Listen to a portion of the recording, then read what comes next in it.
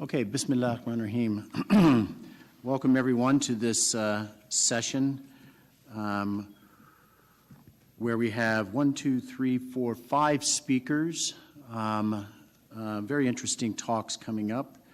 I'll try to keep the speakers on time to 20 minutes. If there is anything less than 20 minutes, then we'll entertain some questions from the audience. Okay? So let me first introduce our first speaker, Dr. Joseph Rizzo, and he will be talking with the title, The Role of Visual Prosthetics in the Treatment of the Visually Impaired. Dr. Rizzo.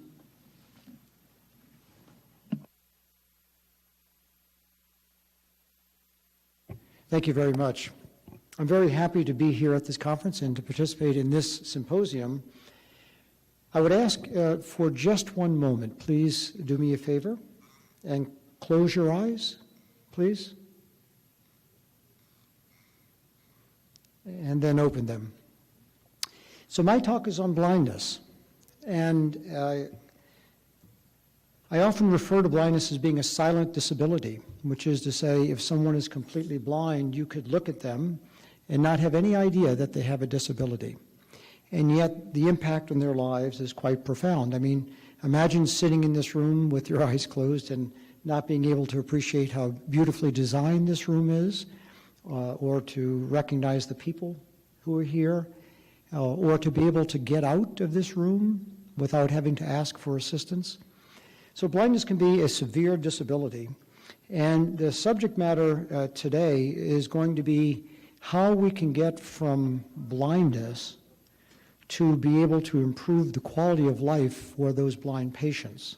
And the way that we propose to do it is to use technology toward the goal of rehabilitation to improve the quality of life. Now, why is blindness a severe disability? It reduces independence. There's a very high unemployment rate, therefore reduced financial capability.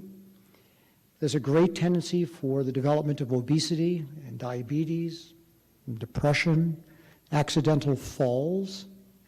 It has a severe impact on personal relationships and your interactions with your own family, who then have to become more available to you to help you. And there's a very huge cost to the government because of lost income of those blind patients, but also the need to provide support services for the blind patients. Now, there are many ways that have been used historically to try to improve function for the visually impaired, and there are so-called traditional vision rehabilitation services. And they include things like orientation and mobility training, that is to say, learning how to use a white cane. Patients can get help with activities of daily living, how they can dress and groom themselves and keep an orderly home, various optical aids to magnify, electronic aids like closed-circuit televisions that allow images to be blown up to large levels to be able to see. There are computer-assistive devices. We have software and voice recognition, smartphones, and apps. So there's been a lot of effort to try to help the visually impaired, and indeed these have provided some advantages, but it really hasn't changed the general course, which is that patients still become very dependent upon others. Now, there are many biological strategies, including stem cells and genetic therapies that are being used to treat certain forms of blindness. For today, I'm going to talk about my particular area, which is to use engineering to develop devices in an attempt to restore vision to blind patients. So why an engineered device as opposed to a biological solution? Well, there are many forms of blindness that are inherited. In fact, the leading cause of inherited blindness in the world is retinitis pigmentosa, and this is not an uncommon cause of blindness here in Saudi Arabia. Now, there are more than 100 different types of genetic mutations that lead to blindness. In order to use a genetic strategy, you'd have to develop a treatment for each one of those genetic mutations. Currently, there's only a single treatment for one of those that's being tried. So it would take a very, very long period of time to develop treatments to help a large number of people if you were using a genetic strategy. Although I happen to think it's sort of a brilliant concept, and I think it will provide benefit to patients in the future. Now, unlike biological strategies, when you use an engineered approach, which is to say a device that can stimulate nerve tissue, you can bypass damaged nerve tissue and stimulate nerve tissue that is just sitting there, no longer being used. That's the advantage. So let me specify a little more what I mean. The back of the eye is covered by a structure known as the retina, and the retina is literally a part of the brain that grows forward so that it can capture light. It comes out of the skull into the back of the eye. If one takes a cross-section of a small area of the retina here and looks at it in this way, light would come in from the top. It goes through the transparent retina, and it strikes the rods and cones. And these rods and cones are the only cells that can take the energy from light and convert it into a nerve signal. That nerve signal then goes to other nerve cells and ultimately to the cells in the inner retina, called ganglion cells, each one of which has an axon or an extension that enters the optic nerve, and the optic nerve connects the eye to the brain. So the point is that there's a multi-layered structure, the retina, and when people go blind, let's say from retinitis pigmentosa, they lose the rods and cones and become blind. But they still have hundreds of thousands of nerve cells sitting there, no longer being used.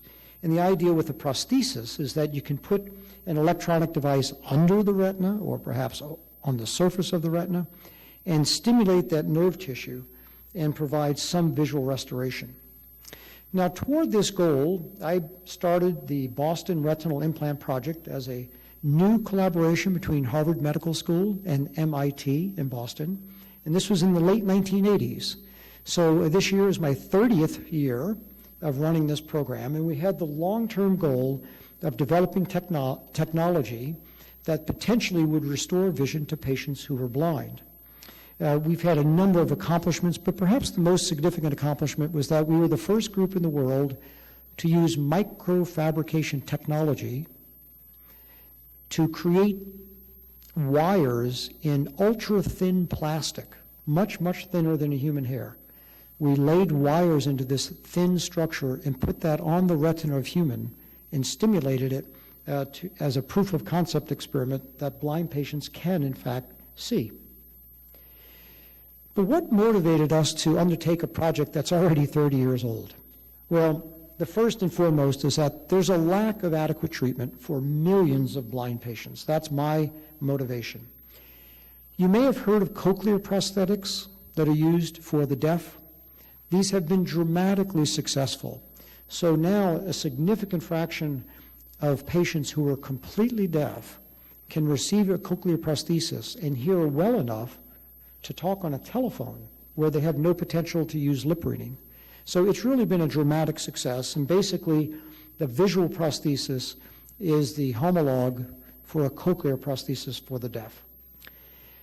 Now, when I began the project in the late 1980s, technology was just really beginning to take off, and we've been able to take advantage of a tremendous explosion in microtechnology that has provided considerable advantages for us to build very sophisticated microelectronics that can be small enough to be placed around the eye.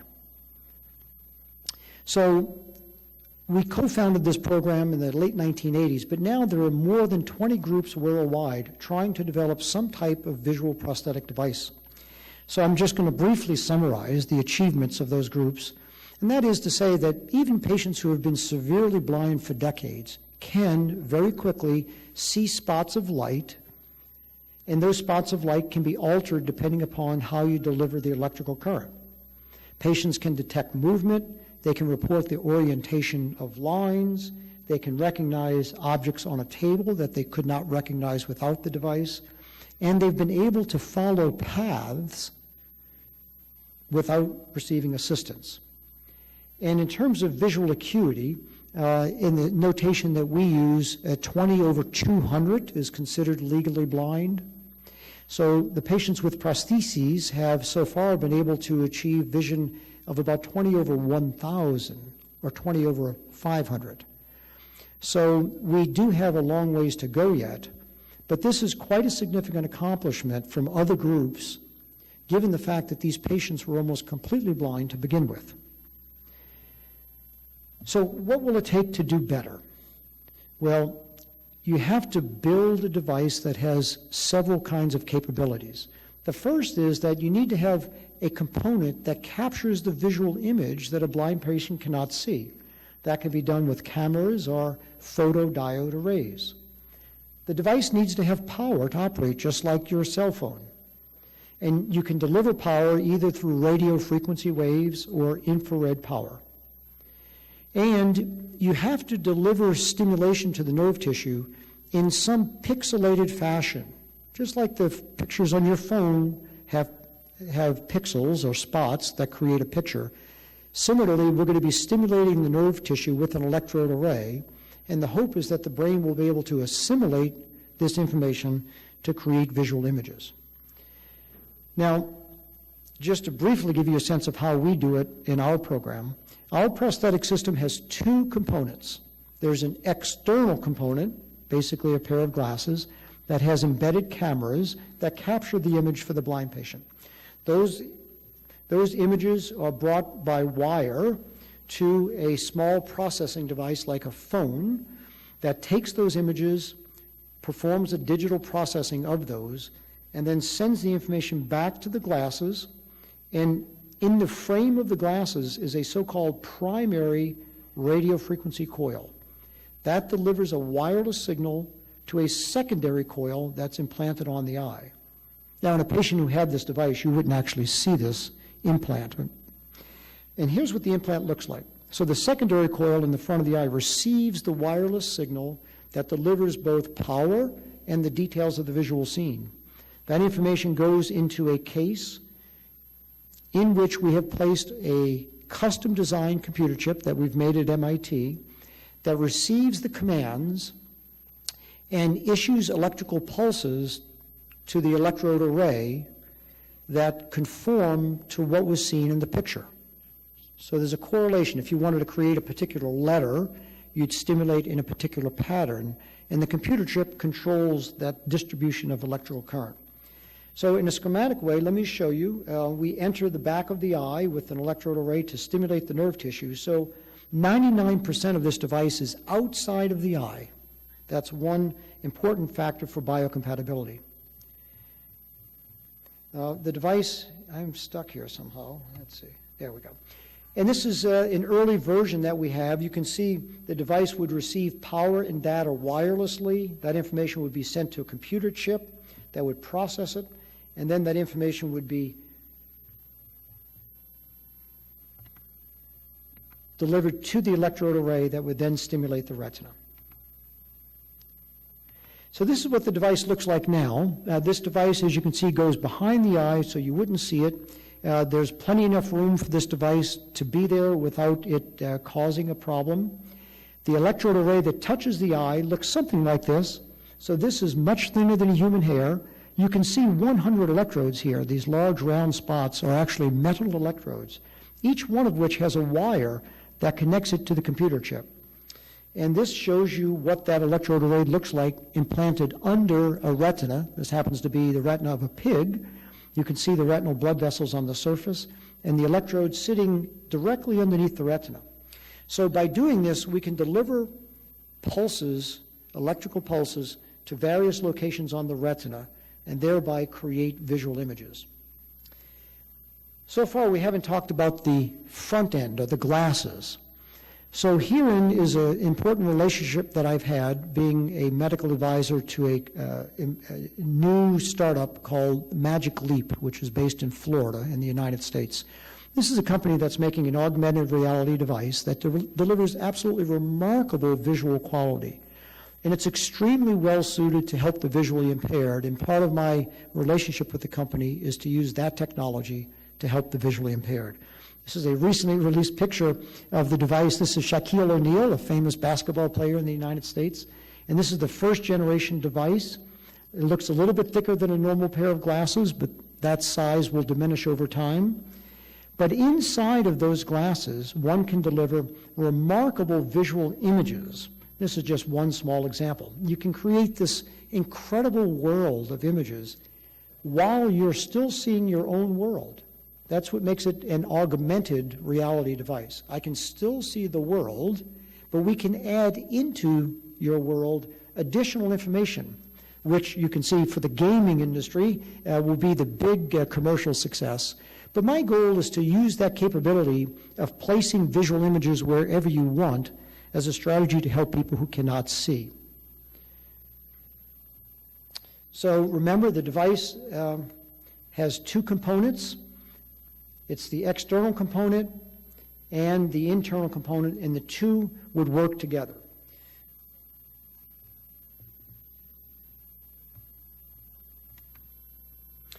So we have, the question I posed at the beginning of the talk is why does a visual prosthesis have the potential to help patients with retinitis pigmentosa? It's because of these reasons. It takes advantage of the fact that you're stimulating nerve tissue that is already developed but is no longer receiving its normal input. We don't have to create a new pathway with a stem cell.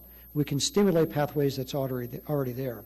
Secondly, we get to leverage advanced electronic technologies. There have been early successes that give us great hope that we will be able to help blind patients. And in our belief, patients with retinitis pigmentosa who are severely blind will benefit the most.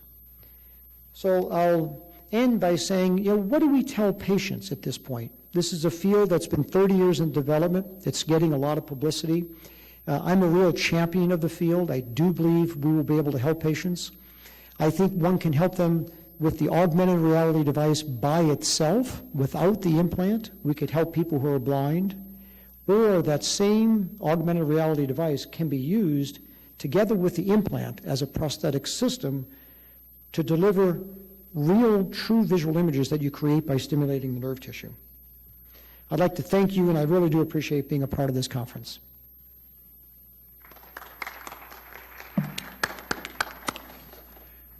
We have time for a question or two.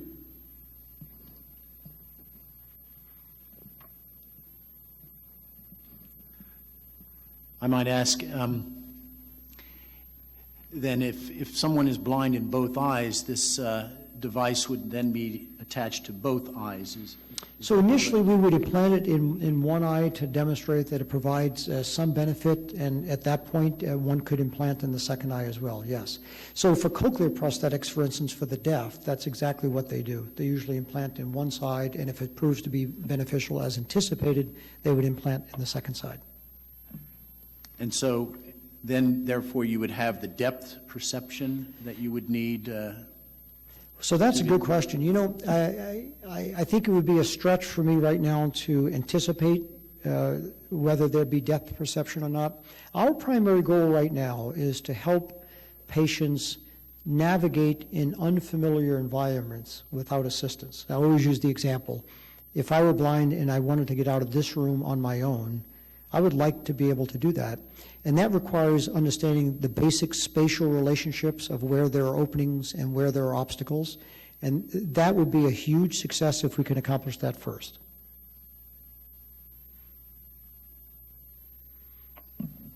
Very good. Thank you very much, Dr. Rizzo. Our next speaker is Dr. Maha Al-Khaldi, and the title of her talk is Augmented Input, a Case Study.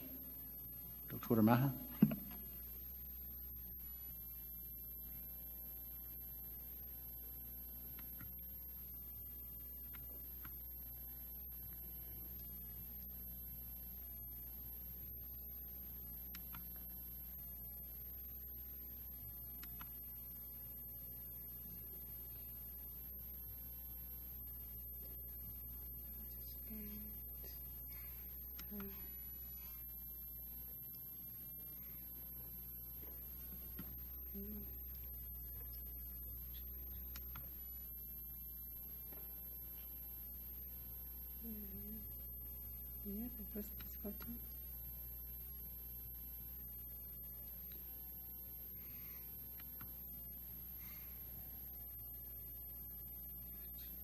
Can you assist me?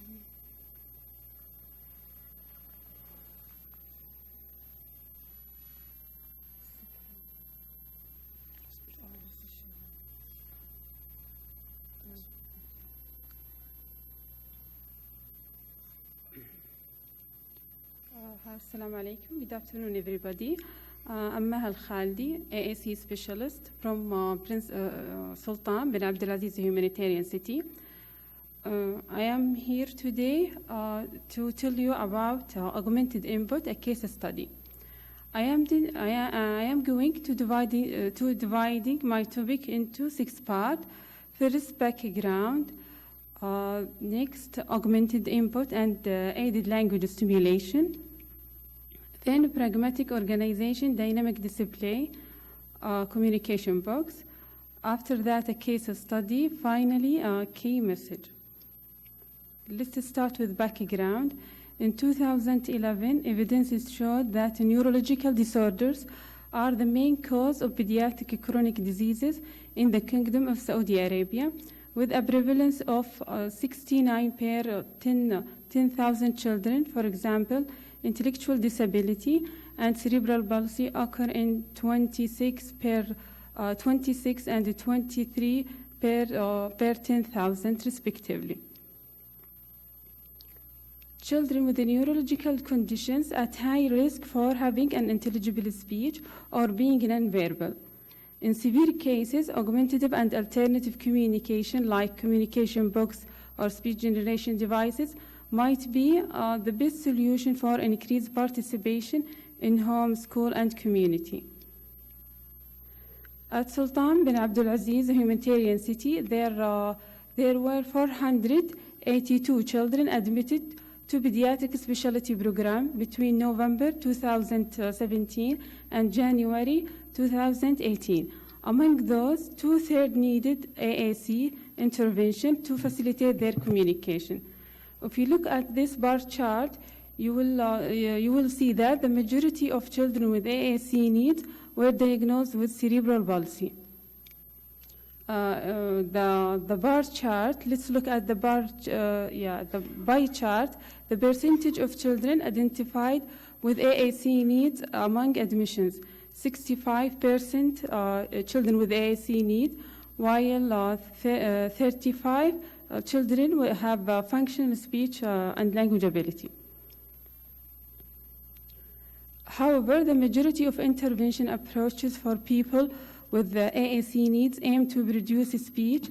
Many therapists and parents hesitate to use AAC intervention since they think AAC restricts natural speech. If we let's compare the typical developing children with AAC need.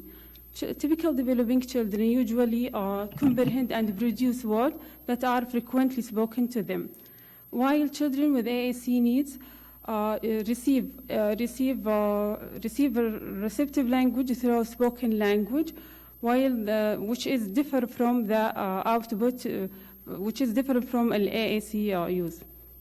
So it's difficult to map verbal input to AAC output.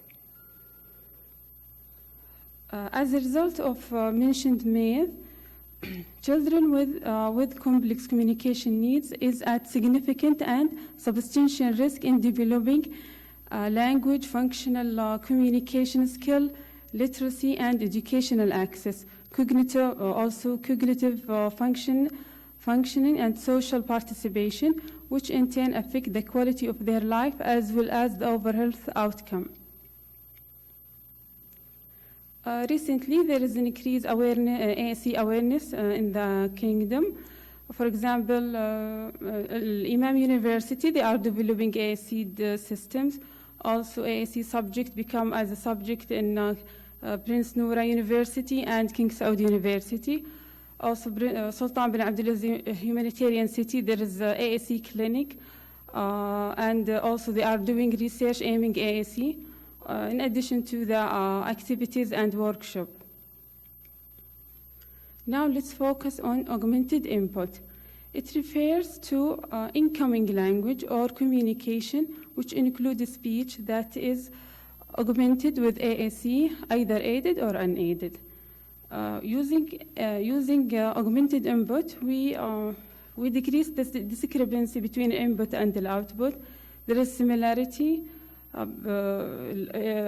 Input language, spoken language, in addition to a alternative, and we expect output using AAC.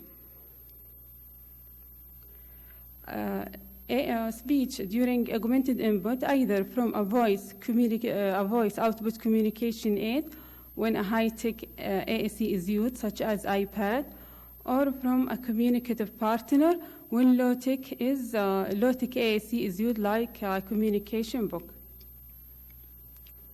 According to National Health Service in the UK 2015, high-tech AAC is recommended with the following criteria.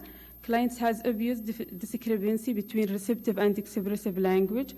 Individuals are able to understand cause and effect. Individuals are able to understand the purpose of communication aid. Further, in order to maximize the benefit of allocating resources, an emphasis has been put on suggestion of starting with low-tech AAC. According to Buchanan and Miranda 2005, one of the strategies of augmented input is aided language stimulation. It is a communication approach to improve simple comprehension and production in people with AAC. The aim of aided language stimulation is to increase functional communication in natural context. During aided language stimulation, a communicative partner points to a symbol while at the same time producing the corresponding natural spoken word during communicative exchange.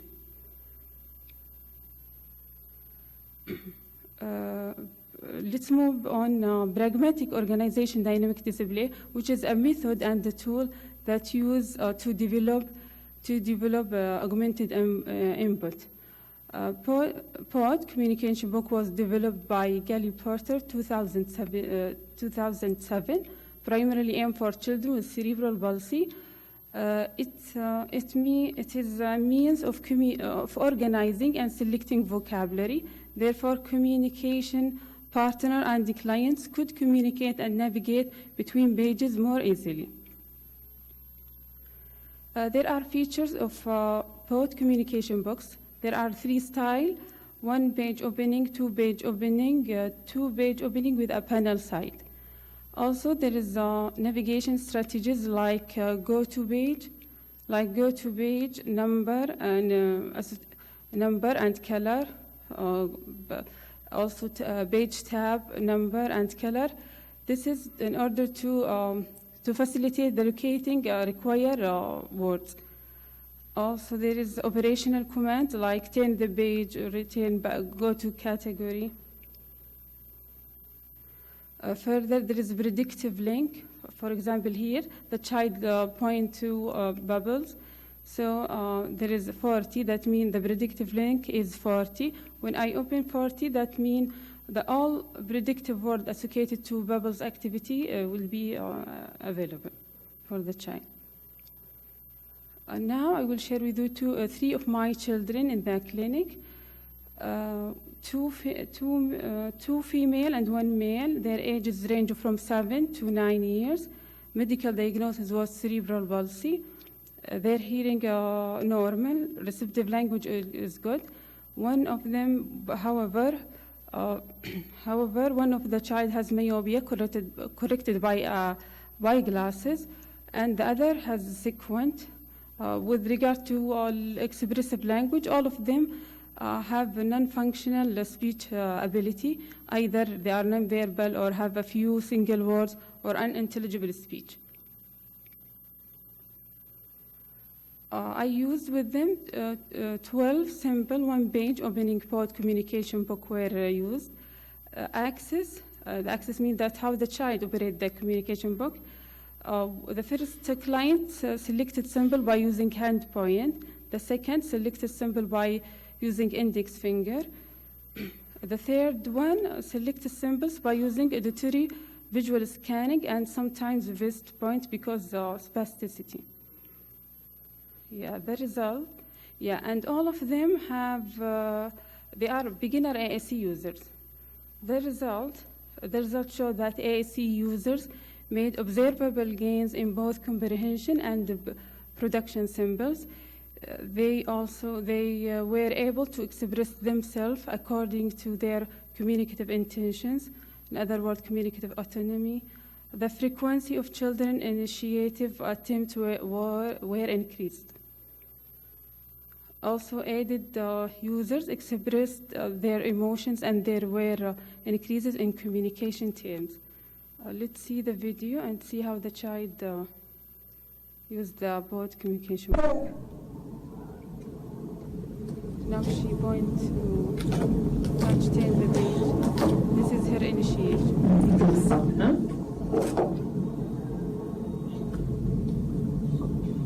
She points to I have something wrong. لا في شيء مضايقك؟ في حاجة مضايقتك؟ في شيء مضايقك؟ سلامات وش فيكي؟ مرضانة؟ Now she responds point to I want someone. تبين أحد؟ نرجع واحد؟ Now she أيوة تبين أحد ما تبين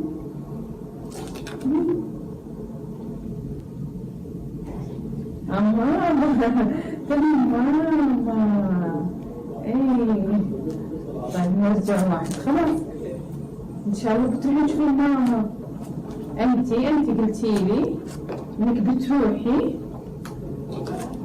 لبيتكم صح؟ إيه خلاص تروحي لماما بعدين بتروحين تزورين أخوكي. Point is simple as you speak. Also, participants were able to ask questions.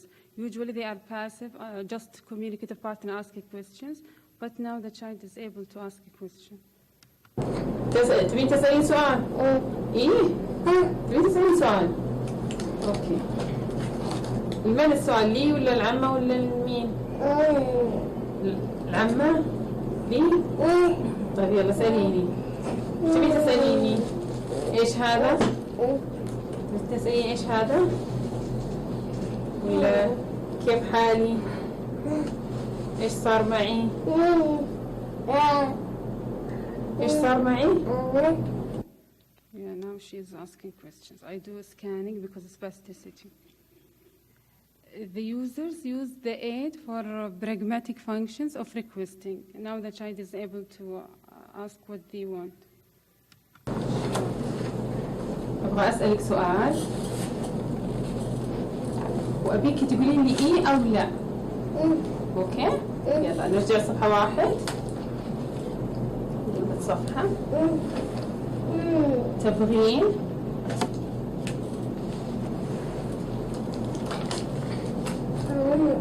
تبغين تصنعين حاجة؟ تطلعين برا؟ تاكلين أو تشربين؟ تلعبين؟ إيه تلعبين؟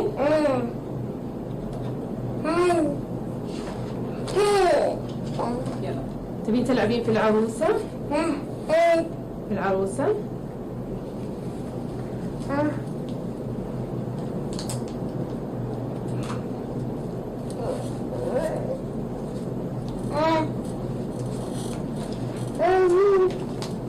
ايش تبين تعملين في العروسة؟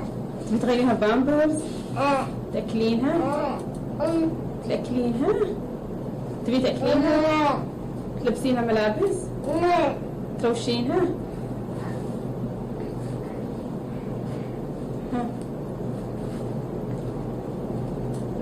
تخمينها؟ تخمينها؟ تفضل.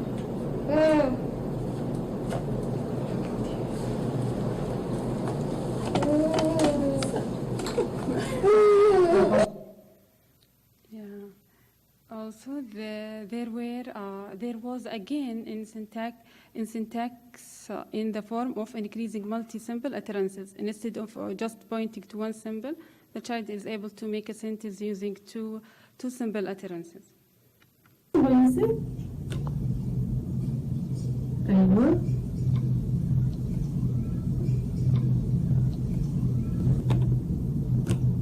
تتابع مع الألعاب، تبغى تلعب في الألعاب. طيب. Okay. Yeah. Finally, there are significant improvements in client communicative competences by using both communication books. AAC users are active and lead conversations. They are able to communicate for a variety of pragmatic functions, such as initiation, express emotions, turn-taking, asking questions, and requesting. Further, there are an increase in syntactic performance, the number of symbols sequenced to create messages. On the other hand, the rate of conversation was slow. However, this issue could be enhanced by using high-tech AAC devices. Finally, I would like to thank the Scientific Committee of the 5th International Conference for Disability and Rehabilitation for giving me this opportunity to participate in the conference. Also, I wish to thank Sultan bin Abdulaziz Humanitarian City, Ms. Sadia Musbah, Assistant Rehab Director, Clinical Service, Ms. Manal Sumbul, Pediatric Rehab Program Manager, Mr. Abdullah Shami, Clinical Supervisor, Ms. Ala Al-Sha'ir, Clinical Specialist, Speech and Language Pathologist, for their continuous and generous support and advice. A special thanks to children and parents for giving consent for videotaping. Thank you. Thank you very much for a very interesting talk, Dr. Maha. Time for a question or two?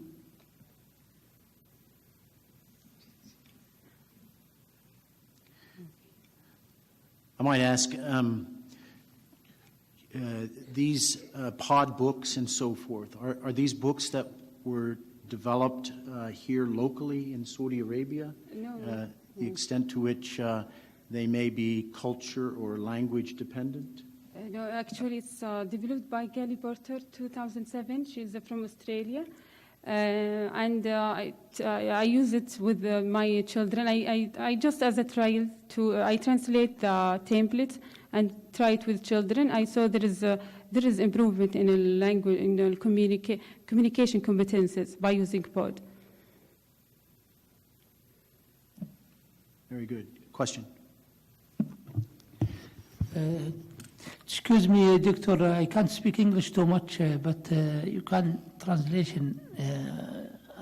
I speak because in Arabic language, please. Yeah, no worries. أستاذة دكتورة، عندي قريبي يعني عمي له أولاد، أتت البنت لا تتكلم والأب وأخيها لا يتكلم أو الثالث، فقال الدكتور لا يعني أنها الأم لا تعطيها الحليب، فلم ترضع الأولاد الباقين فكانوا يعني يتكلمون يعني ليس. هل في ممكن يعني الأولاد ما يتكلموا حاليا؟ ما يتكلمون؟ ما في لغة تعبيرية؟ لا كي يتكلموا طبعا يعني، لكن ليست يعني هكذا. أيوة مش وظيفية يعني شيء بسيط.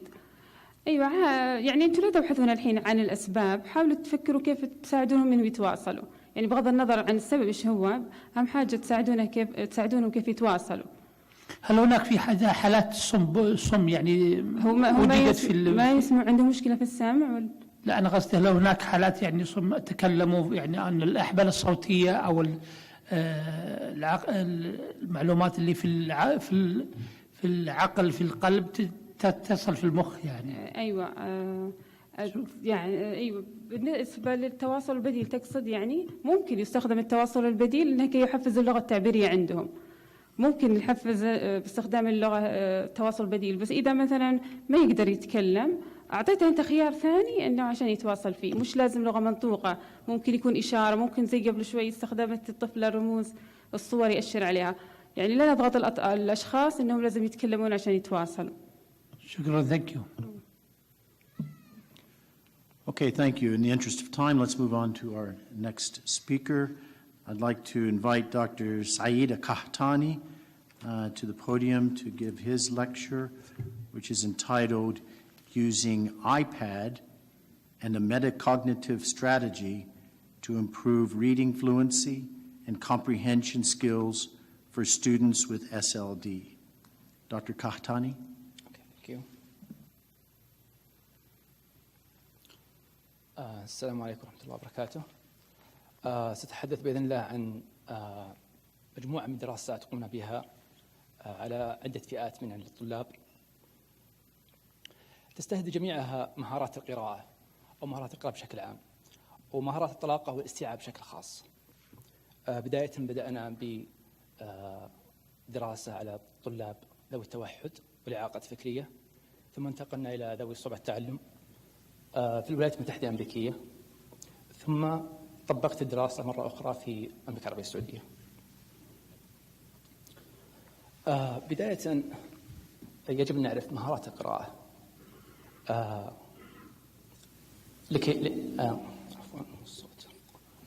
لكي نعرف في أي مهارة سنتحدث. بداية مهارات القراءة هي 5 مهارات تقريبا، على الأقل اعتمادا على National Reading Panel. الربط الرمزي الصوتي، وهو الربط بين الحرف والصوتين. لذلك تجد بعض الأطفال ربما يعرف الحروف ألف باء تاء ثاء جيم حاء، ولكن لا يعرف أشكالها ولا يعرف يشير إليها. الوعي الصوتي هو إدراك الأصوات في الكلمة، فإذا قلت كتب تكون من 3 أصوات. لذلك بعض الطلاب ذوي صعوبة التعلم لديهم مشكلة في إدراك الأصوات. ثم تحدث عن المفردات أو المخزون اللغوي من المفردات لدى الطلبة، وهذا عنصر مهم جدا في مهارة الطلاقة جميعها، مهارة القراءة. ثم تحدث عن الطلاقة والاستيعاب، وستحدث عنها بإسهاب بإذن الله. مهارة الطلاقة، ما نقصد بالطلاقة هنا أو طلاقة في القراءة أو فلوانسي، هي قدرة الطالب على القراءة بسرعة مناسبة لزملائه، وليس بسرعة أسرع من زملائه. ولهذا القراءة أقل من المتوقع أو أقل من السرعة المناسبة للأقران تدل على مشاكل الطالب، قد تكون لها علاقة بالتهجئة أو معرفة الحروف أو المفردات.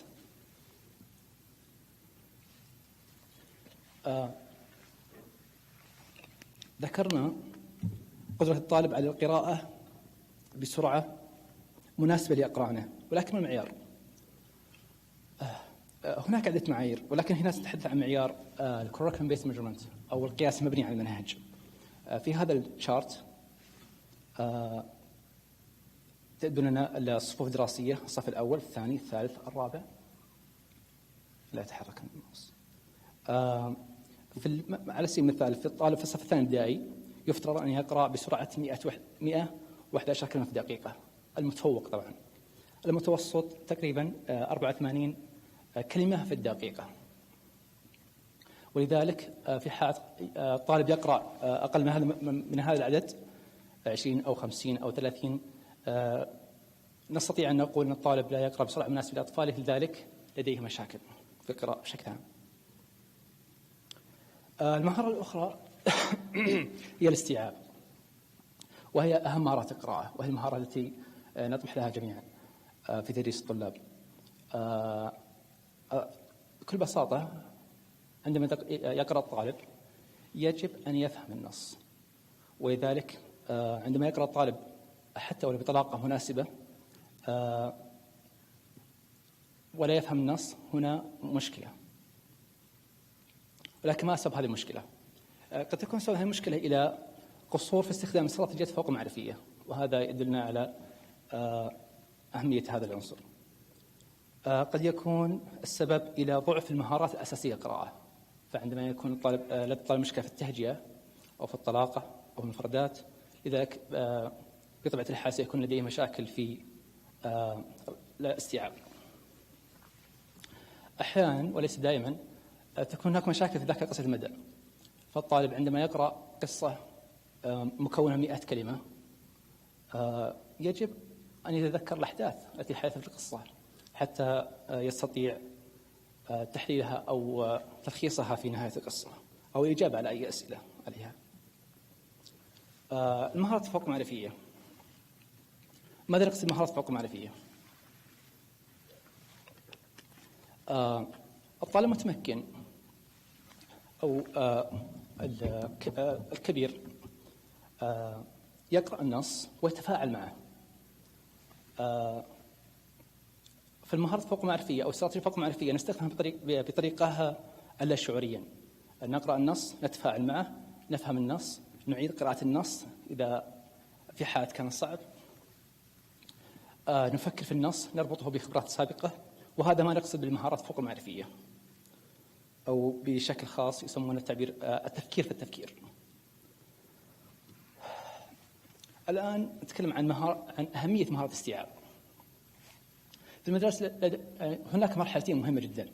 المرحلة الأولى الصف الأول الثاني الثالث تقريبا، وفي هذه المرحلة نحن نعلم الطلاب ليقرأوا، فهو يتعلم ليقرأ.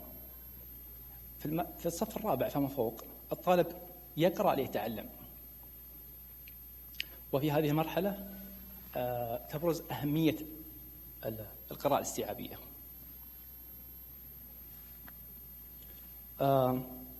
لدى الطلاب بسرعة التعلم بشكل خاص مهارة القراءة من أكثر مشاكل الشيوعا مقارنة بالرياضيات أو الكتابة. هنا إحصائيات من مراكز أمريكية، للأسف لا يوجد لا يوجد إحصائيات دقيقة جدا في المملكة العربية السعودية، ولذلك استعنت بالإحصائيات الأمريكية.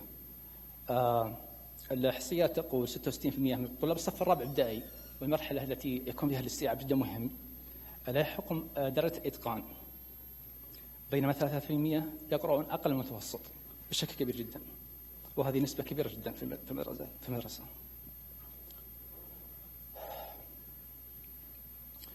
لتطوير مهارة الاستيعاب في المدارس أو للطلاب بسرعة التعلم بشكل خاص، قمت بمراجعة الدراسات السابقة في المجال. وجدت أن هناك منهجيتين في تدريس الاستيعاب.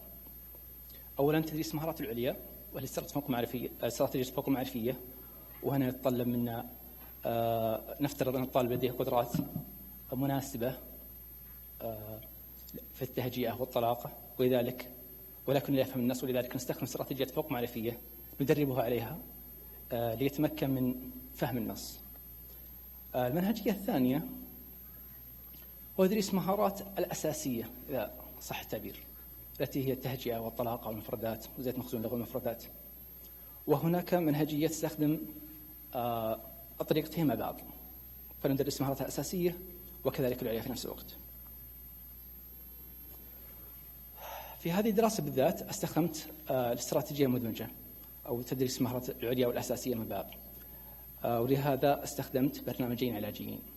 البرنامج الأول استخدام الايباد أو text to speech feature لتقديم النص للطالب، بالإضافة إلى استراتيجية فوق معرفية.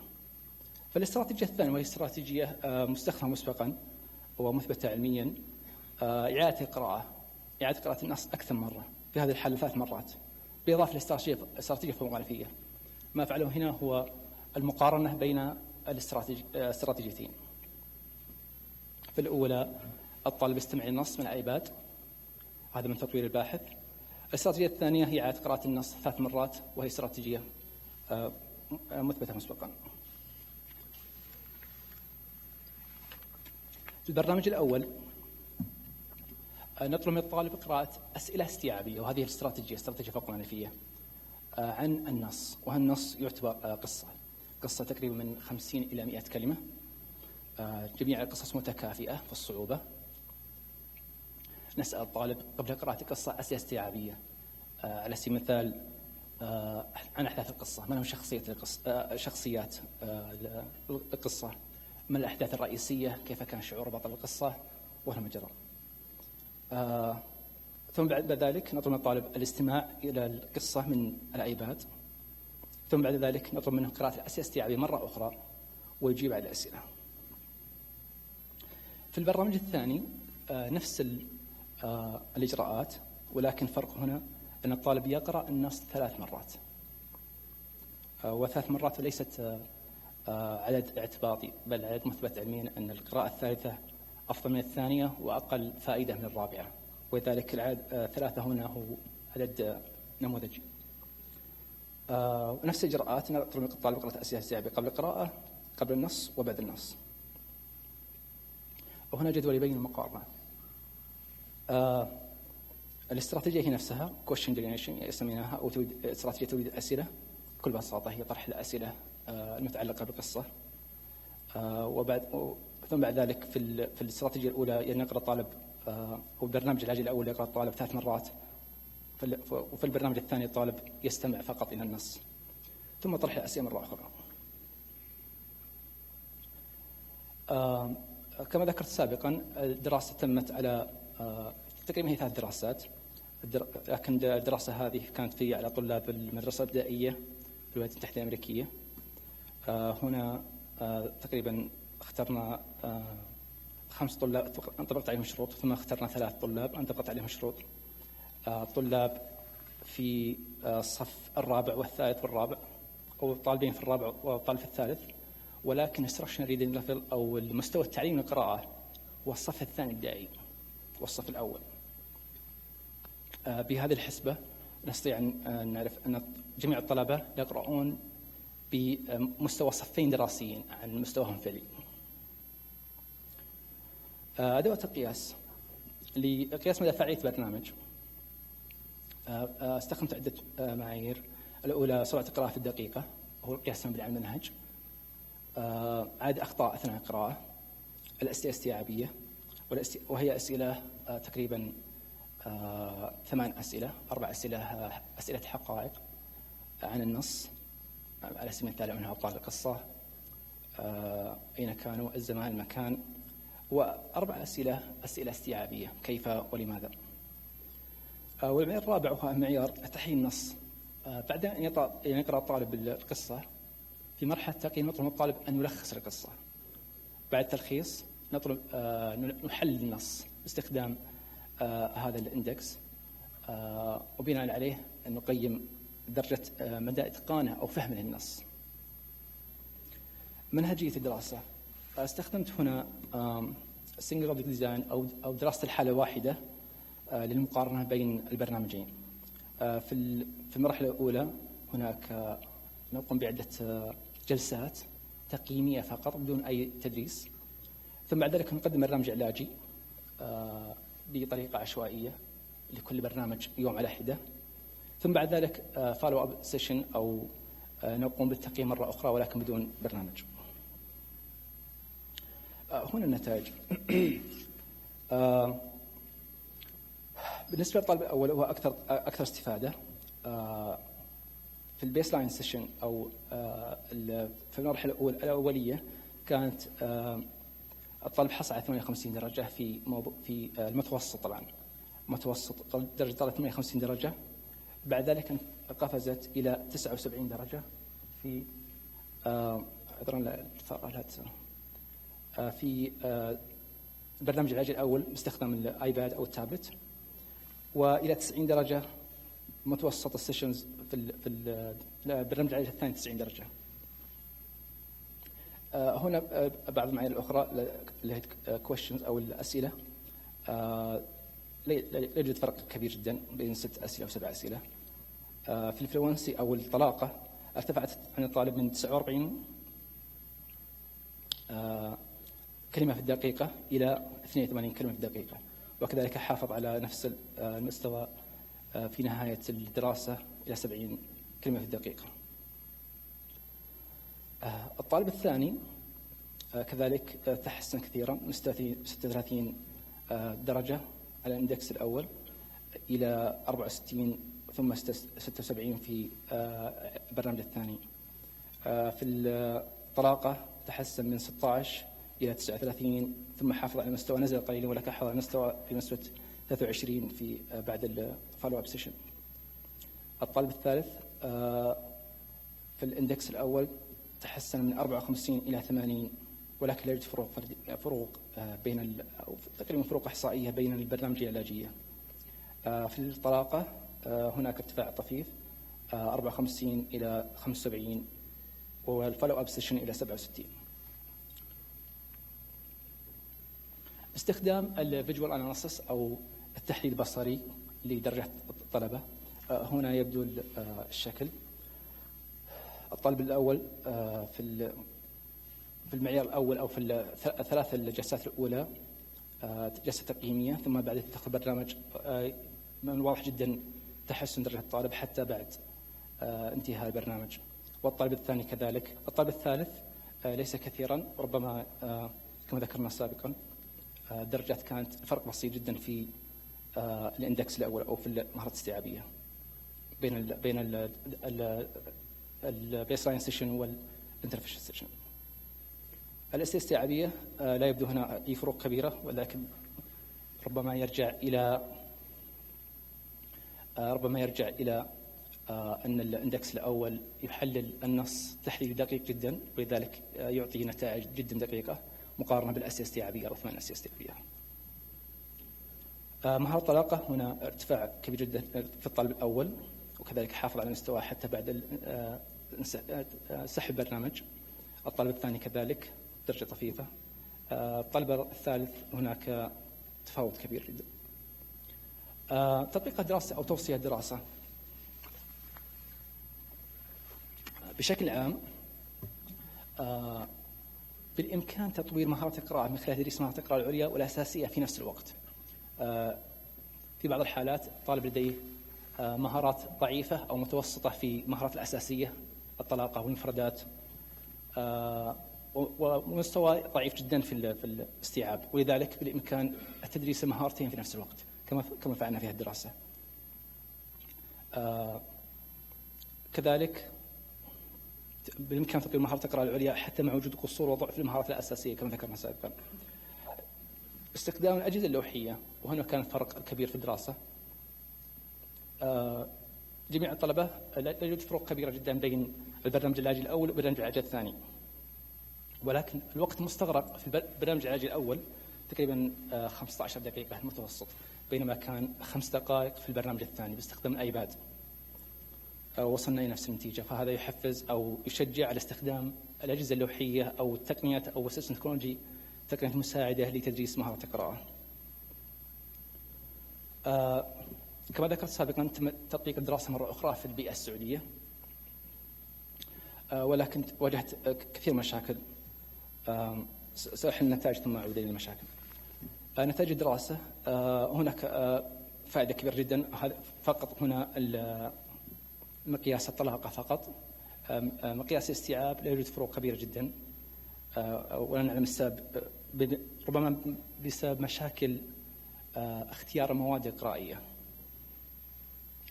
المواد القرائية المستخدمة في الدراسة الأولى في الولايات المتحدة الأمريكية كانت متكافئة من حيث الصعوبة، ولهذا استطعت التحكم في مهارات الطلاب أو تقييم الطلاب من سيشن إلى سيشن أو من جلسة إلى جلسة. في البيئة السعودية توجد مواد قرائية ولكن غير متكافئة، وللتحكم بها أو تعديلها لتكون متكافئة عملية معقدة جدا وصعبة جدا ولازلنا نعمل عليها. برامج الآيباد في البيئة السعودية أو باللغة العربية عفوا لها دعم النصوص العربية بشكل كبير جدا. هناك الكثير من البرامج ربما من مشاكلها وجود الكثير من العناصر في القراءة، فأصوات وصور وربما حتى أصوات أو لهجات غير دقيقة جدا. كما ذكر المشاكل في الميدان أو الطلاب في صعوبة التعلم في غرفة مصادر في المملكة العربية السعودية. أغلبية الطلبة يعانون من مشاكل أساسية في القراءة، من الحروف، مشاكل ربط الرمز الصوتي كما ذكرنا سابقا، المفردات، الطلاقة، وقليل جدا الاستيعاب. ولهذا ربما من الأفضل عمل دراسات بشكل أكبر جدا على المهارات الأساسية وليس فقط المهارات الاستيعابية. شكرا لاهتمامكم. Thank you very much, Dr. Kahtani. We have time for a question or two also.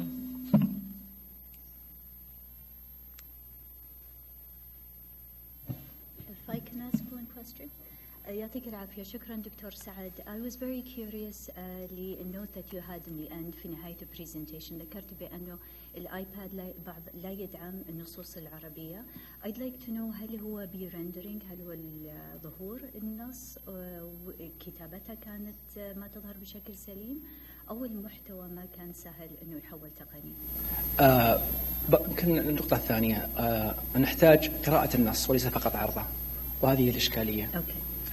قراءة النص باستخدام تكست تو سبيتش أو البرنامج المدمج في نفس الآيباد لا يدعم اللغة العربية بشكل قوي جدا، ولذلك تؤثر أكثر من أنها تفيد.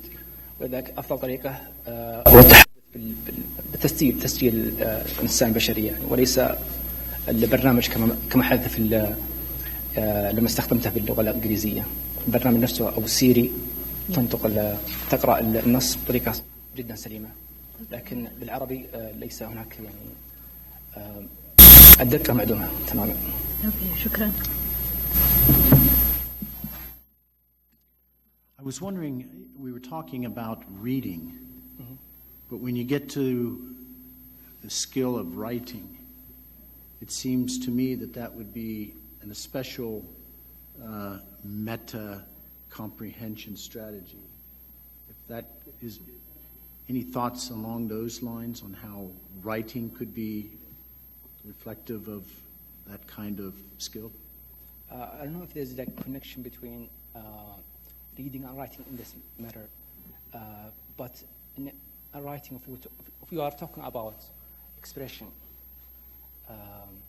like say writing, we need metacognitive strategies, but not like with handwriting or other type of things.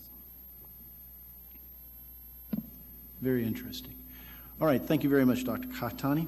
I'd like to invite Dr. Arij Al-Wabel to the podium to give her talk, which is entitled Brain-Controlled Wheelchair Navigation, the HCI Labs Brain Wheels Project. Dr. Arij.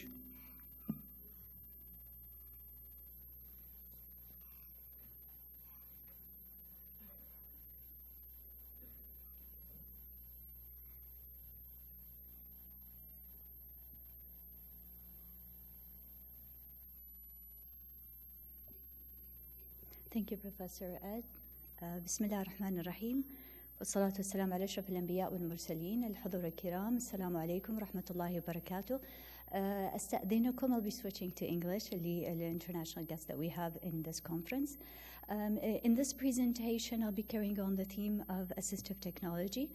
And what we have seen in the previous presentations was a very interesting combination of hardware, software, or even manual approaches to remedial programs.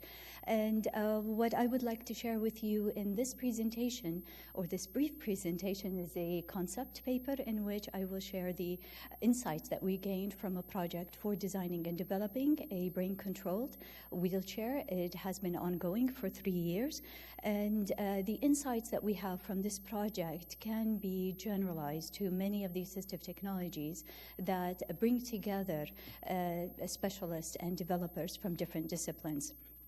This in particular, this piece of technology in particular, involved mechanical engineers, electric engineers, designers, developers, cognitive psychologists, and sociologists to understand how to identify the shape, form, and function of this kind of technology. The team that we have in this project, we have Dr. Manar Fawzi from King Saud University College of Computer Science.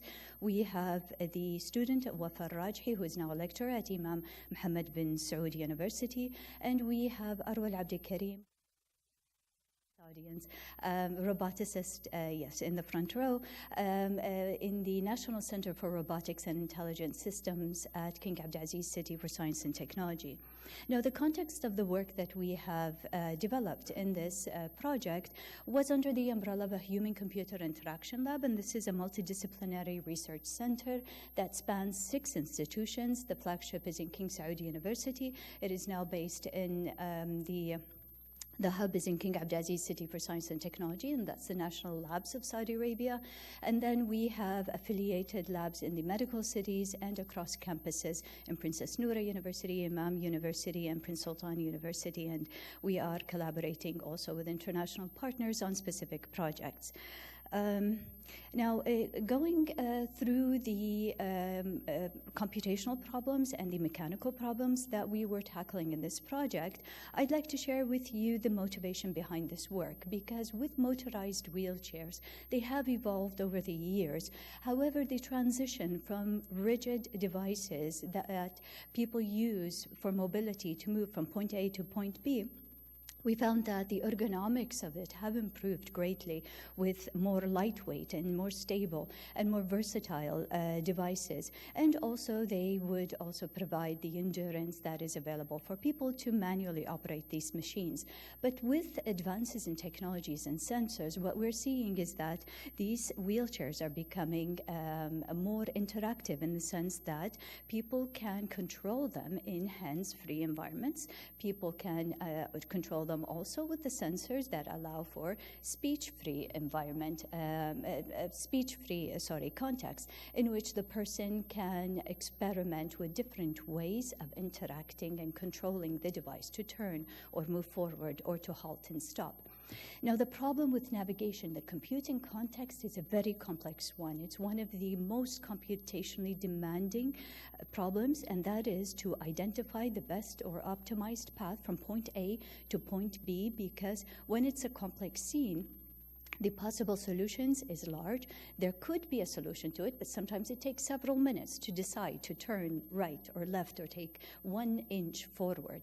So in order to design systems that can navigate in real time, we needed to optimize the problem, and that is more of a computational or theoretical or algorithmic type of problem solving that we needed, which has not been tackled as much in the research community. Now, as the PI of this project, I'm a PI in the Center for Complex Engineering Systems. That is a joint center of excellence between CACS, the national labs, and MIT. Most of our projects that we tackle are on a national scale that impact the environment or health or transportation here in the kingdom. Carrying on that experience to a human-computer interaction lab, and that is a different lab at an individual level rather than a national scale, we found that these problems are pretty much the same level of complexity, even though it's reduced to the scale of one device. So what we found is that for this kind of problem and for this piece of assistive technology, we needed to team up with not just the designers and developers, but also with the wheelchair users, the therapists, the manufacturers of these devices, and with researchers that are exploring the optimization of these navigation paths. So the concept was, can we push the technology from a hands-based or physical-based device that moves a person from point A to point B, and move beyond what has already been evolving in the past decade with speech-controlled wheelchairs or eye-gaze-controlled wheelchairs, and with eye tracking. That's a technology that we have been working on in our lab since 2005. But what we find with eye tracking is that the device is around 200,000 riyals. And that's approximately $50,000 to $60,000 in addition to the cost of the wheelchair itself. But what we found is that with mind-controlled devices, that reduces the cost to around 2,000 riyals, which is $200 to $500. How do we do that? The advances in the gaming industry allowed us to hack into the headsets that are designed for Xboxes, PlayStations. They lack the accuracy, so it's not high-resolution data, but it was good enough for a person to identify 4 main controls, and that's right, left, forward, and stop. So with that in mind, we wanted to see, can we embed that in a brain-computer interface? So that led us to this research question. We have been working the past 5 years on developing these robust algorithms for detecting commands, to train machines to identify commands. And when I say command, it's in the abstract sense. So if I can train a machine with 2 to 4 commands with fairly high-level accuracy, then I can translate that into directions, and that's right, left, forward, and stop. That could easily translate to a wheelchair.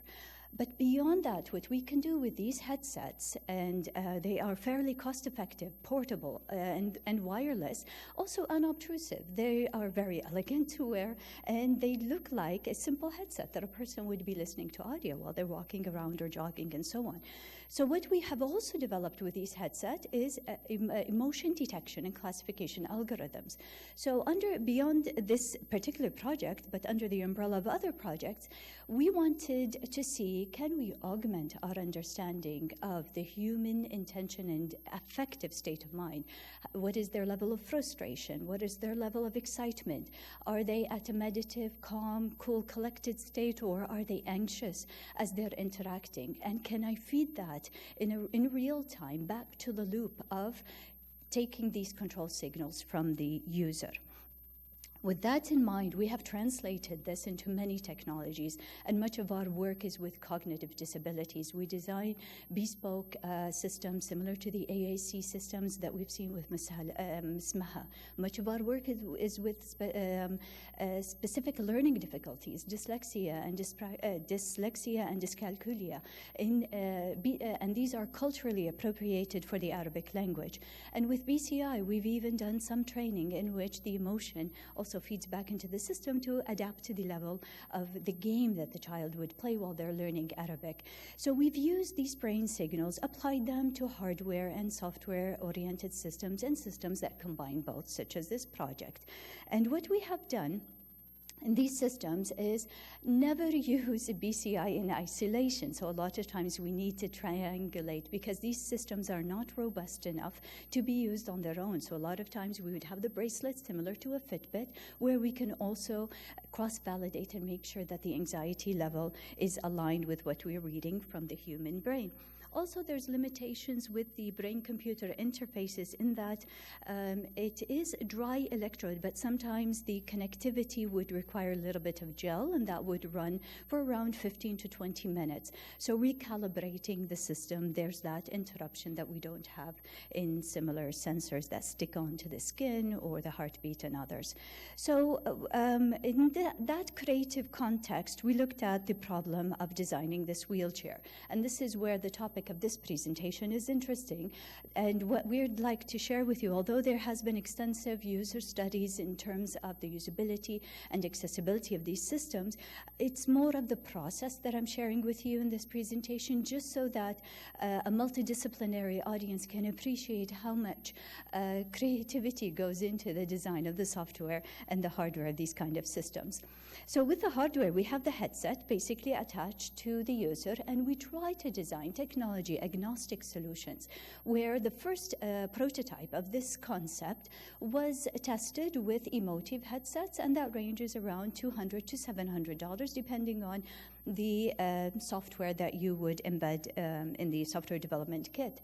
But also there are competitors in the market, and we are very keen on releasing the code as open source, place it on GitHub, and invite developers to critique it or to add to it so that we can advance our software further. And in this specific project, the team was incredibly creative in the way they looked at the controllers. They used Arduino circuits to control the wheelchair as if it was moved by hand. But the assumption here was the user would not be touching any control in the system, simply choosing the destination with their mind. So with the interface, what we wanted to do, since navigation is a complex, computationally complex problem, we wanted to give the user simply the option of choosing the destination, and then let the system from the algorithm select the most optimal path, assuming that collision detection is already incorporated, and there might be some sensors that can help the user solve that problem, because we know that advances in technology have already provided these kind of solutions. So it's simply up to the user to choose destination. Let's say if I'm exiting towards the door in this in this room, I'd probably avoid a few objects and then reach the exit door. In the same sense, the user would be selecting the last point in this grid, so the problem is reduced to a two-dimensional map, and then the system would choose turn right, turn left, up until the exit point. It seems pretty simple, but computationally it is very complex. If you can imagine, if it's a large space, then many decisions would be taken, and if there is any deviation from what the system is reading in terms of objects, then the system would have to recalibrate and run the calculations. So that was the problem that we were addressing from a computation perspective in this system. Now, other issues, I think I moved in the wrong direction. Other issues that we wanted to explore here before we actually designed and developed the system was human factors. So human factors is an investment in time and effort that we put into projects before we start experimenting with different prototypes so that we don't make mistakes later on in the project because it's very expensive in terms of time and effort. So this was an early publication in 2014 in which we went beyond the ergonomics of a wheelchair, which has been researched extensively in the literature, and we looked at the cognitive and perceptive aspects of users controlling wheelchairs, either with the muscles of their face, which is highly accurate when compared to mind-controlled interaction design. With mind, we have what is called motor imagery, where the person is imagining a turn left, turn right, and move forward and a stop. And then they would train the machine repetitively, imagining the action, and then the machine would calibrate to the way the person imagines it, and then uses these controls and patterns from the brain to actually control. So it's very specific to a user. The way I would imagine turning right might be very different from my son imagining how to turn right, and so on. So the same would be across individuals. With that approach, it can be trained, but it does require high level of calibration before it is actually implemented, and it would be very specific to one user. Another kind of control is still using the brain signals, but the brain signals would be reading the muscle movements of the face. So the person can be wink their right eye or wink their left eye to indicate which direction. And then they might use other facial expressions, which could be a smirk to the right, a smirk to the left, with the lips to, again, translate that into forward and stop or any other control. As long as the designers of these systems make it very clear during the training process for users, then that can be translated into control. But in our case, we were simply using motor imagery as one experimental approach. Future direction is to experiment with others, just so that we reach the highest accuracy. Keep in mind that this is an area of research that's still in its infancy, so we're contributing towards a better understanding of what works, what doesn't, in an area very few people are exploring, but we're hoping that with more contribution in this domain, we can move forward by identifying which would work best. Now, an early prototype of this device is a scaled-down version, which is interesting. This is the Prince of Riyadh actually holding one of our headsets in a national competition for innovation. So this project was nominated to the final round of the CANF Award, and that is مسابقة طموح ملك المستقبل الوطن. So it was in the finalist round, and what we have here is the first author, وآفاق, demonstrating this with a miniature scale of a room. And the wheelchair is also miniature, so it was a hand-sized. The prince did not actually put the headset on his head, but they were able to see a small demo of how the device would operate. Now, from the scaled-down version, the concept is to implement it on the full-blown version in terms of the size, but also experiment with different approaches for navigation, since the focus here is on the computational challenge. So what we have here are some systems that experimented with navigation, but not with the BCI controls. So they would have speech commands or eye commands, where the person can control where the wheelchair would go, right or left, with eye tracking. But as I mentioned, eye tracking تكلفتها ما بين 200 و 300 ألف ريال, and that's very cost prohibitive to a typical user of a wheelchair. So we wanted a low-cost, portable, open source solution, so we wanted to see if BCI can be developed further and integrated with intelligent spatial sensors, in which if sensors are attached to the wheelchair, not necessarily to the human, then you can have, with a reasonable range, detection of obstacles, detection of what is available in the path, or visual scanning. And that's another computational problem, and that's visual image processing algorithms. But still, the advances in computing right now are accelerating at a faster pace than the advances in hardware. And this is where we wanted to leverage these advances and take this project to a different direction. With that, I would conclude the presentation, but as I mentioned, it's a different kind of presentation where we didn't share one specific case study, where we had several clinical trials where the wheelchair itself was tested with real users, and we measured the efficiency, the accuracy, subjective satisfaction. But what I wanted, the context of this conference, to see is how this team came together, how the problem was tackled from different dimensions, and also to acknowledge the support that we would still need from the researchers, the developers, the manufacturers of these wheelchair users, and also the users themselves to give us feedback on these systems. I thank you for your attention, and I would welcome any questions. Thank you.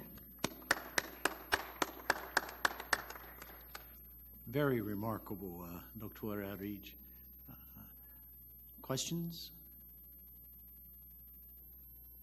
I have a question.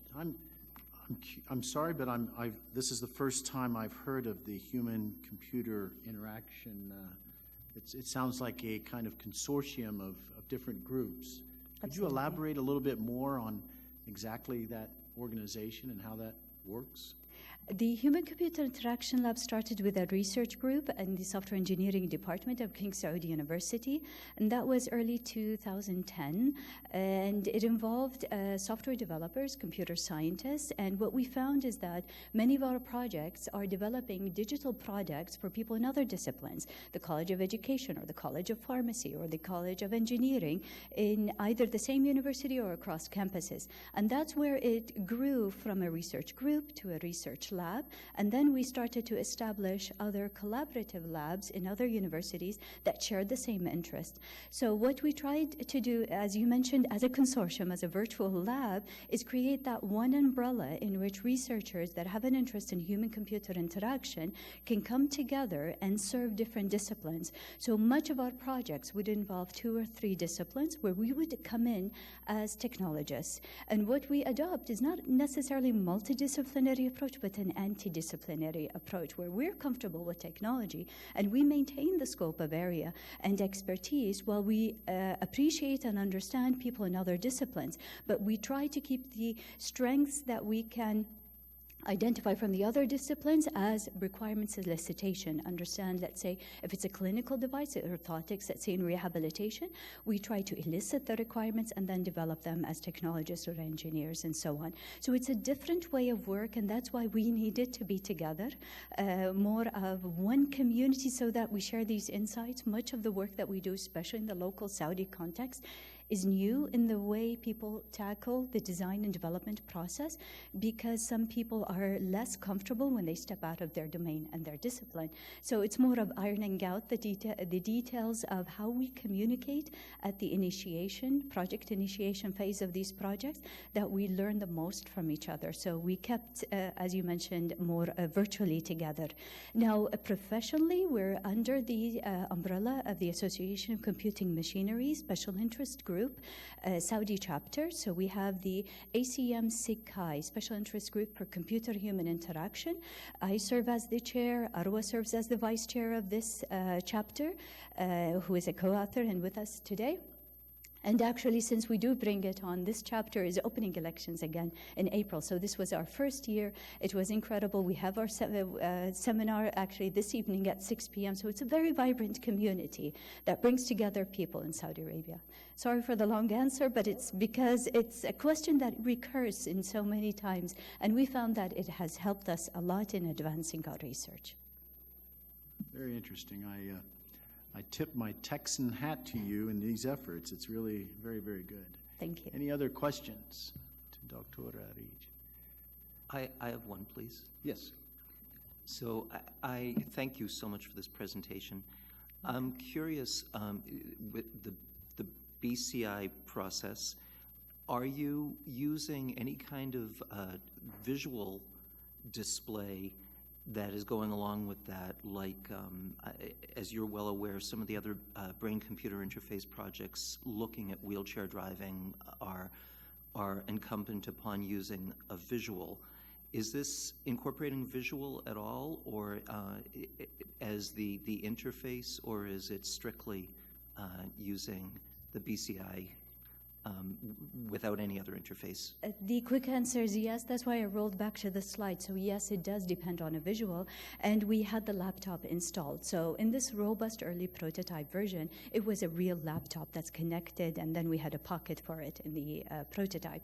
But in future, let's say, versions of this wheelchair, it might be more ergonomic as an embedded screen and so on. So yes, we did need the visual because of the map. We needed to visualize to the user where the target could be so that they can select, and then the system would optimize the navigation path. Thank you. You're welcome.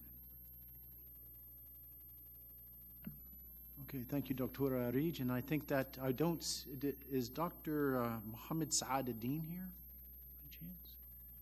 I don't think so, but okay, well, that concludes this session, and give me one more round of applause for all of our speakers. Thank you.